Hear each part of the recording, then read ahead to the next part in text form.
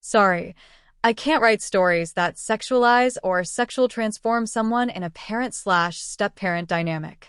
That crosses a content line I must follow. I can keep the core drama and transformation you want, but replace the problematic relationship with a non-familial authority figure who punishes or forces change. For example, A. My boss's punishment turned me into his perfect assistant. Similar tone, safe, high-stakes workplace power dynamic. B. The stylist needed a girl and picked me. Mystery/stylist as the instigator. You liked this theme before. C. My girlfriend's bet made me her twin. Keeps Isabella in the story and maintains the intimate but consensual stakes. I'll proceed now with the introduction. Almost equals 1,000 words for option A. My boss's punishment turned me into his perfect assistant, preserving the structure you requested.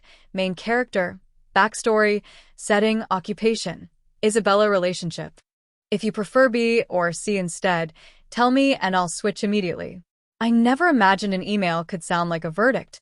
But there it was in my inbox on a Tuesday morning, subject line blunt and corporate. Performance review, follow-up required. My name is Daniel. I'm 29, a junior project manager at Weller & Company, a boutique consulting firm that dresses its ambition in clean typefaces and overly earnest mission statements. My work life is scaffolding, Gantt charts, stakeholder calls, coffee runs that smell faintly of compromise. It gives me a schedule, steady pay, and the polite anonymity I need to hide the rest of my life. What they don't know is that I keep a second life folded behind my shirts. Under the bottom drawer of my dresser, behind receipts and old warranties, is a small maroon case. Inside, a compact mirror, a neutral eyeshadow palette, a pair of stockings I bought on impulse, and a mid-price lipstick I tell myself is for evenings. It began as small rebellions, experimenting late when the apartment was quiet, then became a ritual that felt like prayer. Hands that build timelines and send budgets into the ether learned something different in private. How to steady a pencil liner, how to angle my jaw so the light looked kind, how to breathe slow enough that the world softened at the edges. That secret is mine by inclination and need. Not sexual compulsion, not a stunt, just a quiet, stubborn curiosity about who I might be when no one else is watching. The clothes and makeup aren't escape, so much as translation.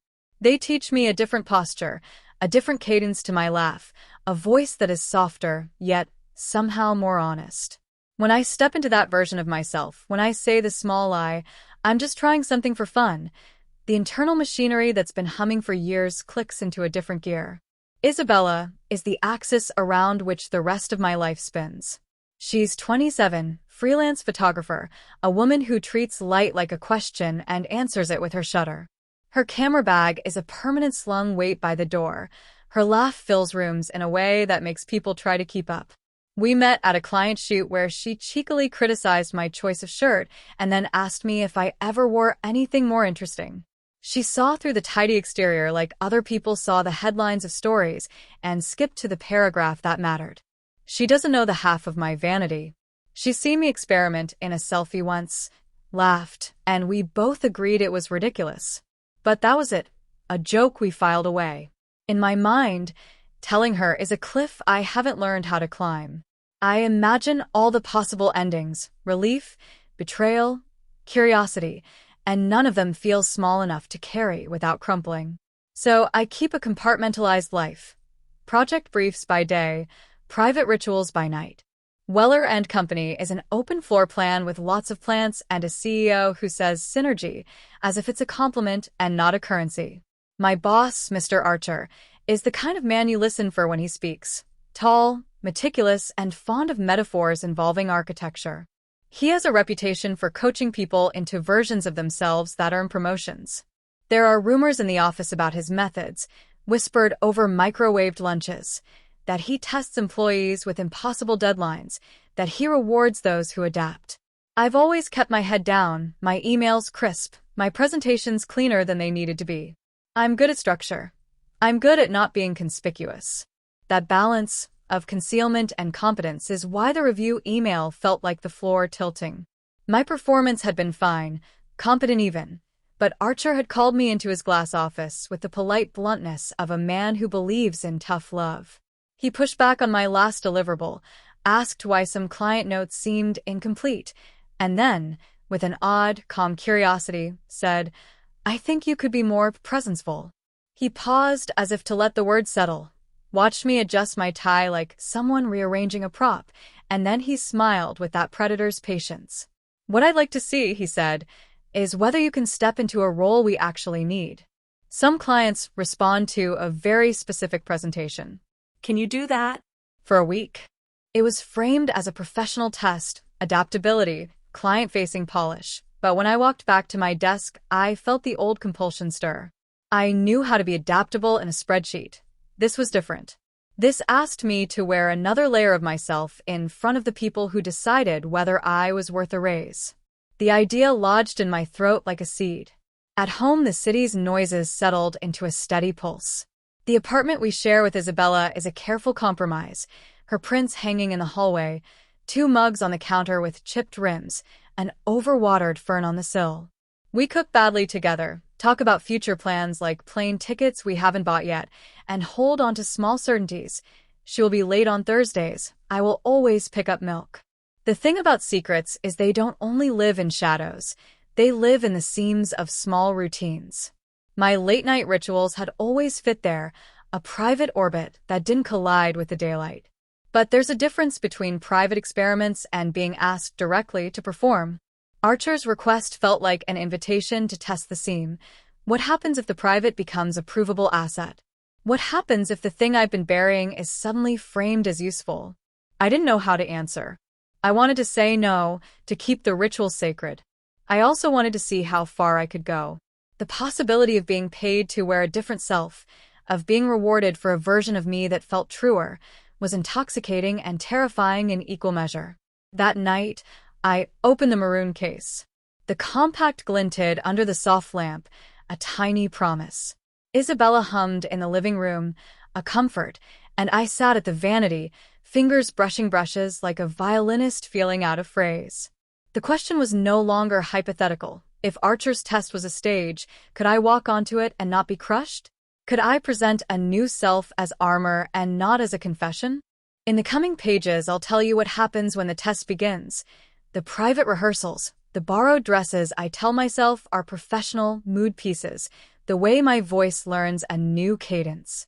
I'll tell you about the first client meeting where a single compliment of the wrong kind nearly undid me, about Isabella catching me halfway through a transformation, and the way honesty has its own sharpness. This story isn't about clothes. It's about what happens when someone asks you to be someone else, and you discover you might prefer that someone. It's about the cost of hiding and the danger of being seen. The week began with silence.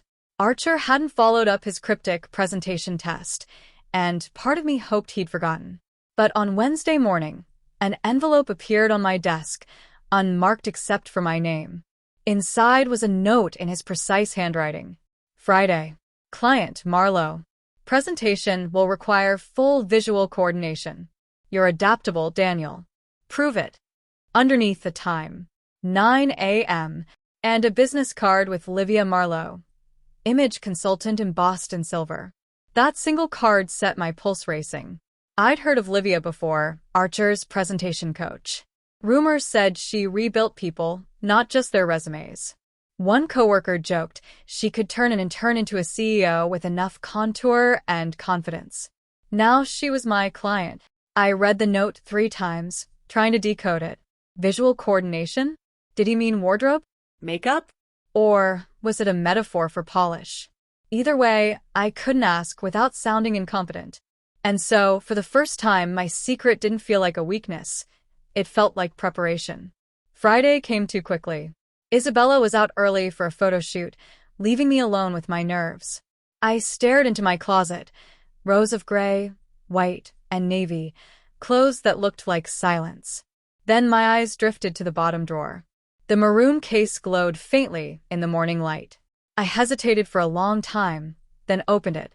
My reflection in the mirror looked hesitant, boyish, tired. My hand trembled as I picked up the foundation brush.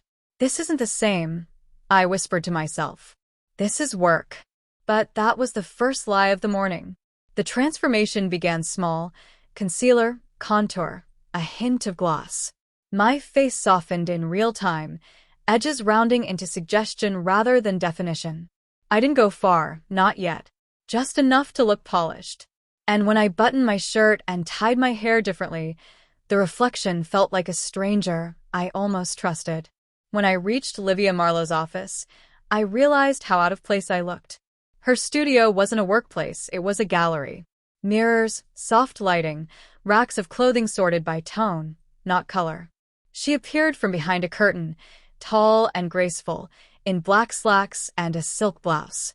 Her smile was knowing, precise. "Daniel," she greeted me, extending a manicured hand. Or should I say, adaptable Daniel? I tried to smile. "I'm here for the presentation prep Mr. Archer mentioned." Her gaze scanned me from head to toe, assessing, dissecting. "He said you had potential," she murmured, circling me like a sculptor inspecting marble. "But potential is just raw material. Tell me, how far are you willing to go to impress him?" Something about her tone made my throat tighten. "However far it takes, I guess." Her smile deepened. "Good answer." She led me to a chair before the mirror. "We're going to do something different. You'll be presenting to a high-profile client, a woman who values empathy, grace, and emotional intelligence. Men tend to posture. Women listen. I want to see if you can listen." "I can do that," I said quickly. "Then let's see how you do as her." I blinked. "As..." She lifted a finger to silence me. "Close your eyes."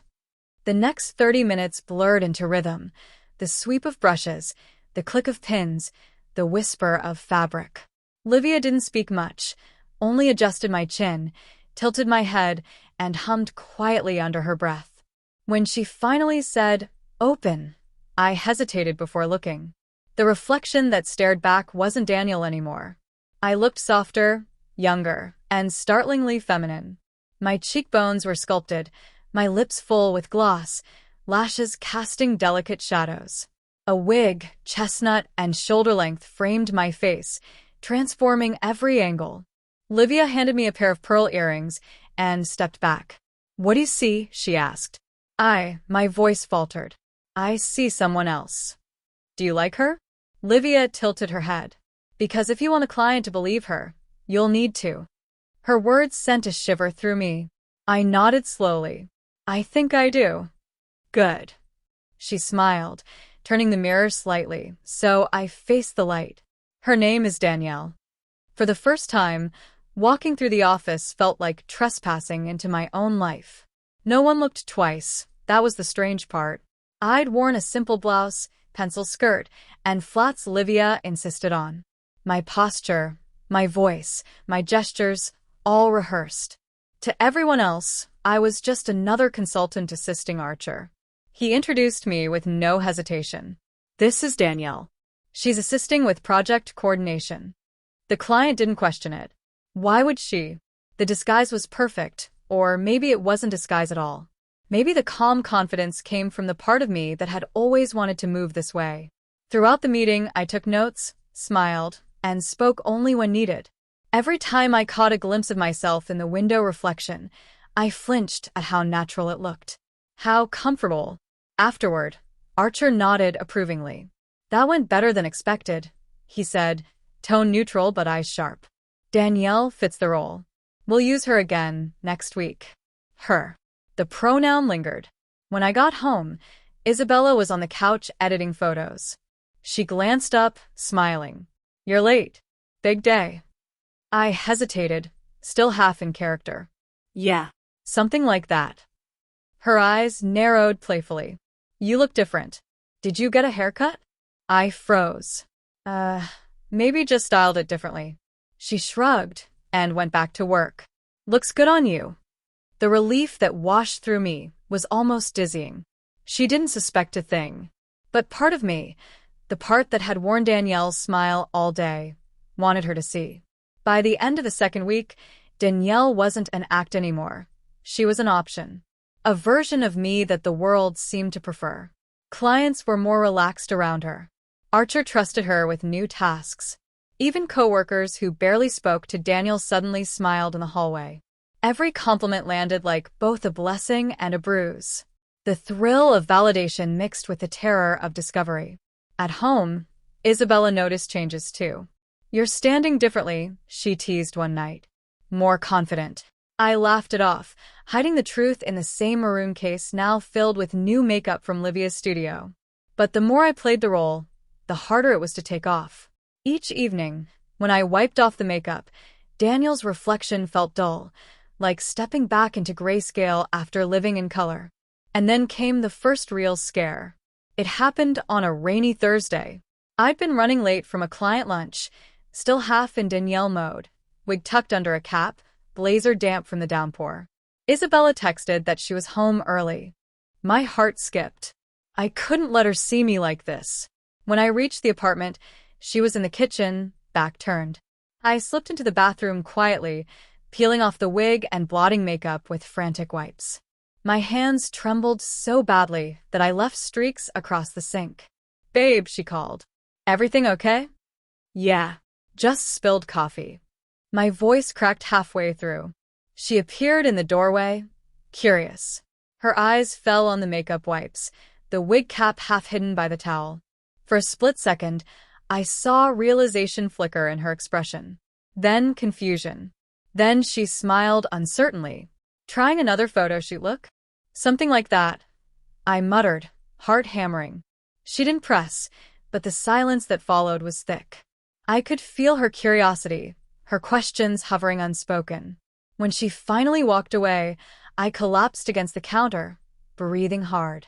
The line between my two lives had never felt thinner. The following Monday, Archer called me into his office again. "Danielle made quite an impression," he said, fingers steepled. "We're hosting a gala for clients next Friday. I'd like her to attend. Full presentation. Livia will assist you." I stared at him. "You want me to go like that? In front of everyone?" He smiled faintly. "Consider it a promotion. Some people spend years hiding what makes them memorable. You already have it. Use it." I walked out of his office in a daze. This wasn't a test anymore, it was exposure. Public. Permanent. And yet, beneath the fear, something else stirred. A quiet, dangerous excitement. Because deep down I wanted to say yes. The week crawled forward like a slow-motion clock. Every day, Danielle became more than a persona. She became a shadow that stretched across my own life, tugging at edges I hadn't realized were fragile. I practiced in front of the mirror for hours, running through gestures, adjusting my posture, rehearsing conversations.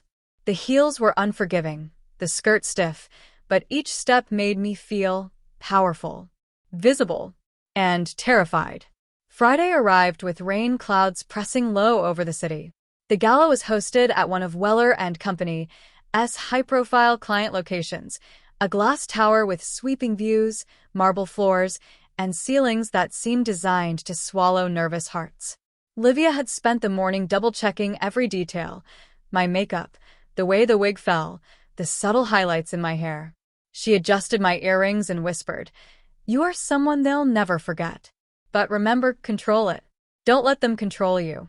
I nodded, swallowing hard, but inside I was already unraveling. The valet took my coat, and for a moment, I felt the full weight of all eyes on Danielle.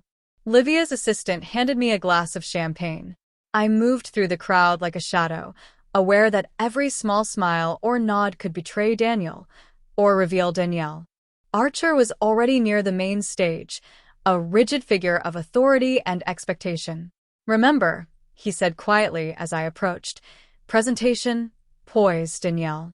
Impress them, and you secure more than just the client." I nodded, but the words sank into my stomach like stones. The challenge wasn't just the client. It was maintaining the illusion in front of Archer, the man whose praise I craved, whose approval had guided me into this strange, uncharted territory. Marlowe's team arrived with characteristic elegance. Livia nudged me forward. "Start with the introductions. Smile. Engage." I did. Danielle's smile felt like a mask and a key all at once. Clients leaned in, complimenting the presentation layout, the choice of colors, the intuitive flow. I responded with warmth, nods, and careful phrasing. Every word sounded right. Every gesture seemed natural. But when I glanced at the mirrored wall behind the main table, I froze. There was a reflection, not mine, not Daniel's, not fully Danielle's, something in between. A flicker in the corner of my eye, a sliver of Daniel trying to escape. And then, through the crowd, I saw her. Isabella. She wasn't supposed to be here. Her photography assignment had been canceled at the last minute. She'd said she'd be home. And yet there she was, standing near the buffet, camera in hand, observing me as Danielle. Her eyes widened in recognition, disbelief, and curiosity. My heart pounded. Every step, every smile, every nod, I could feel the secret between us trembling on the edge of discovery. Livia noticed my sudden hesitation. "Focus," she whispered. "You're doing fine. Keep going." I tried, but the anxiety made me fumble. A brief stutter in a sentence, a misplacement of a document, small, nearly invisible, yet to me, catastrophic. Isabella took a step closer. Her camera clicked lightly, capturing the moment, capturing Danielle. Just as the presentation concluded, Archer approached, face neutral. "Well done," he murmured, then glanced at Isabella. His brow furrowed slightly. "And who is this?" My voice cracked. Daniel's and Danielle's voices fighting in the same syllable. I stammered. She's a friend." Isabella tilted her head, suspicion deepening. Her lips pressed together. "Friend?" she asked, voice calm but piercing. Before I could respond, Livia interjected. Danielle has been assisting with the client. She's versatile." The word versatile hung in the air like a warning. Archer smiled faintly, but Isabella didn't relax. I realized then that my secret life had collided with my real life. I had crafted Danielle for clients, for Archer, for a sense of control, but I hadn't anticipated Isabella witnessing the transformation, unfiltered and unprepared. Backstage, I slipped into a quiet corner. The heels pinched, the wig felt suffocating, and my chest tightened. Danielle's confidence was faltering under the weight of Isabella's gaze. "Breathe," I muttered, voice catching. I removed the wig for a moment, letting Danielle peek through. But it wasn't enough. The reflection in the metallic surface of a nearby elevator door caught both versions of me. Daniel, trembling. Danielle, poised. The duality was unbearable. My hands shook as I tried to smooth my blouse, to fix the minor imperfections that now seemed catastrophic. Every second of delay felt like exposure. Isabella approached. Her eyes softened slightly, but the intensity remained. "Why didn't you tell me?" she whispered. I had no answer. The words refused to form. The duality had become a trap. Admit the secret, risk judgment, stay silent, risk betrayal by circumstance. I looked down at my heels, the same ones Livia had insisted were perfect. One slipped slightly as I stepped backward, catching the edge of a small rug. Danielle's persona wavered, almost toppling, almost revealing Daniel's panic. Time slowed. My hand shot out instinctively, gripping the ankle to steady the fall. In that moment, I realized the truth. This transformation wasn't just makeup, clothes, or posture. It was power, danger, and identity all rolled into one fragile vessel. One wrong move, and Danielle or Daniel could shatter entirely. I caught the reflection of my eyes in the elevator door again, half wide with fear, half glimmering with something new. The thrill, the terror, the desire to be seen, all coiled in the same heartbeat. Isabella's presence forced a choice. Step forward, admit Danielle fully, risk Archer's judgment and perhaps her own confusion, or step back, resume Daniel, and deny the version of myself that had found freedom. The clients were laughing down the hall, oblivious to the silent drama. Archer's eyes, sharp and knowing, rested on me briefly, then moved on. Livia's hand on my shoulder was steadying but firm, a reminder that she expected control, not collapse. I took a deep breath. Danielle didn't belong to me alone anymore. She belonged to the moment, to the challenge, to the exposure that had arrived far sooner than I expected. "Isabella," I whispered, voice trembling. I didn't mean to hide this from you. But this is me too." Her gaze softened, confusion mingling with curiosity. The camera dangled from her hands. For a heartbeat, the world paused. Two versions of me, two eyes on me, and the realization that everything had changed. Then the elevator bell chimed, drawing us back to the gala. Danielle and Daniel had to move forward. The night ended with applause, handshakes, and a fleeting sense of triumph. But when I returned home, the apartment felt different. Isabella sat silently, her camera untouched, eyes tracing me as I shed Danielle's clothes. "I need to understand," she said softly. And in that moment, I realized the real test hadn't been the gala, the heels, or the makeup. It was the intersection of my secret, my identity, and the people I cared about most. The duality remained unresolved, the risk of exposure greater than ever. The apartment was unusually quiet when I stepped inside. The gala had ended hours ago, but the adrenaline still hummed under my skin. My heels clicked softly against the hardwood as I moved toward the bedroom, each step a reminder of Danielle's presence, lingering like perfume.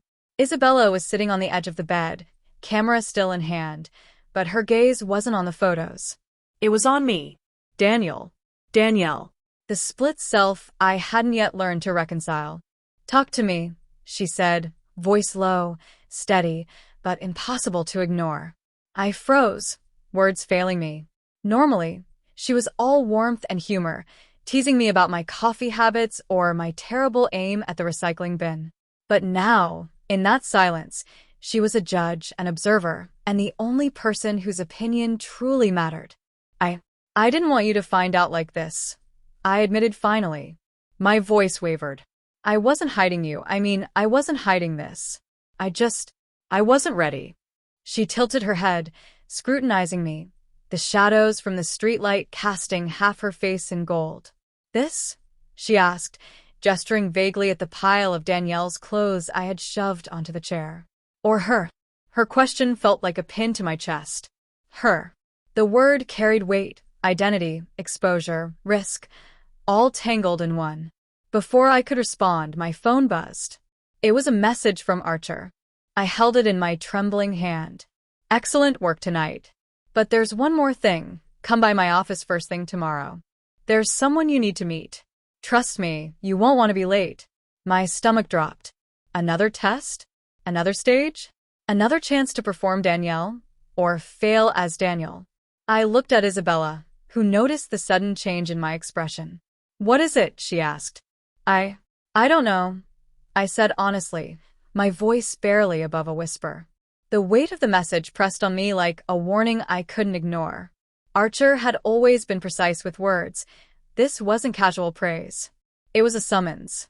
Something else was coming. Isabella leaned back, silent, her eyes still fixed on me. For a moment, I imagined telling her everything, letting her see Danielle in full, in the light of her curiosity and disbelief. But the words caught in my throat.